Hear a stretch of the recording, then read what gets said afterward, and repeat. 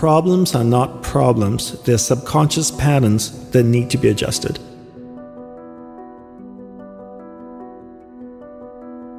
Once you understand that all you have to do is adjust patterns in your subconscious, and you can change so much in your life.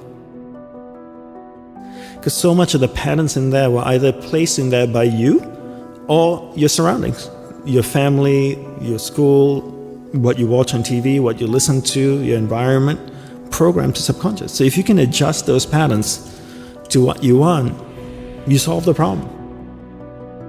What are the results you want, and how can you stay concentrated so that you can create it first in the mind before it starts to manifest physically? Creating mental pictures in the mind through visualizations and affirmations and feelings to shape the subconscious to get the results that you want.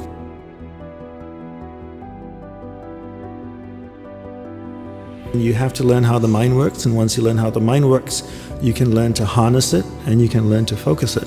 And once you learn that, then it's about practicing, and you have to really practice. I've had so many people come up to me, hold their cell phones up to my face and go, "These things are ruining our lives."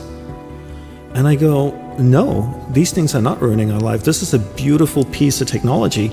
What's ruining your life is your inability to exercise discipline around the use of it.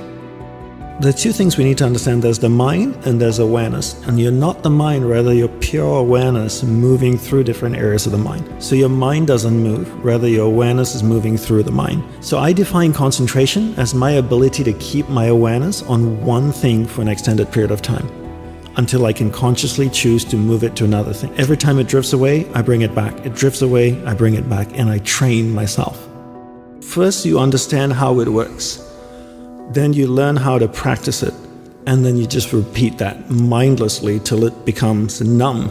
So imagine your mind is a vast space, and your awareness is a glowing ball of light that's floating through the mind, and you can control where it goes. And there's different areas of the mind. There's an angry area of the mind, there's a healthy area of the mind, there's a science and sex and food and photography. And if your awareness is going to a particular area of the mind, that's where energy is flowing, because where awareness goes, energy flows. And energy is like water. Whatever I water will start to grow, right? So if I took a watering can and I watered a garden bed, would the weeds grow or the flowers grow? Both, right? Because water can't tell the difference. Energy works the same way. If I put energy to a particular area of my mind, it will start to grow. So if I want to develop a particular area of the mind, all I need to do is harness my awareness, take it to that area of the mind and hold it there long enough so there's enough energy going to that area, and that area starts to get strengthened. More energy is deposited there. More energy deposited there means more magnetic, which means it pulls awareness there much easier.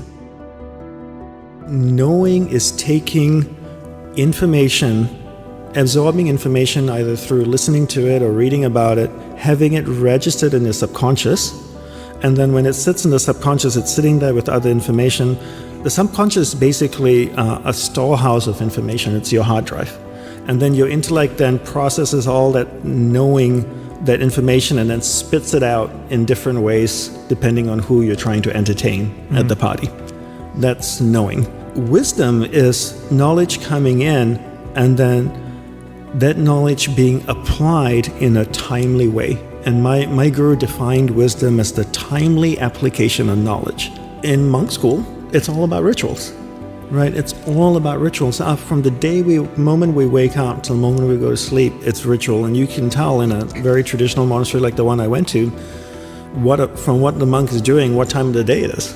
So how do I take that knowledge, apply it at the right time so that it actually creates a change in my life? And you can't practice it once, right? It's mindless repetition over and over and over again. And people don't like repeating the same things. The mind basically has no ability to tell what's good for you and what's not good for you. If the mind actually knew, we'd all be perfect. I'd wake up in the morning, my mind would tell me meditate for an hour, do yoga, run, work out, eat this breakfast, then sit down for 2 hours or 1 hour, then stretch, then do this. The mind doesn't know, right? So whatever we tell our mind, whatever we repeat over and over in our mind creates patterns. And these patterns, when they're repeated, whether they're repeated consciously or unconsciously, become deeply ingrained and become extremely difficult to break. Every thought, word, and deed has repercussion. How you think shapes so much, how you speak shapes so much, and what you do shapes so much of your life. That's one part of. So by controlling your thought, words, and deed, you can control a lot of your life. Problems are not problems. They're subconscious patterns that need to be adjusted. Once you understand that all you have to do is adjust patterns in your subconscious, and you can change so much in your life.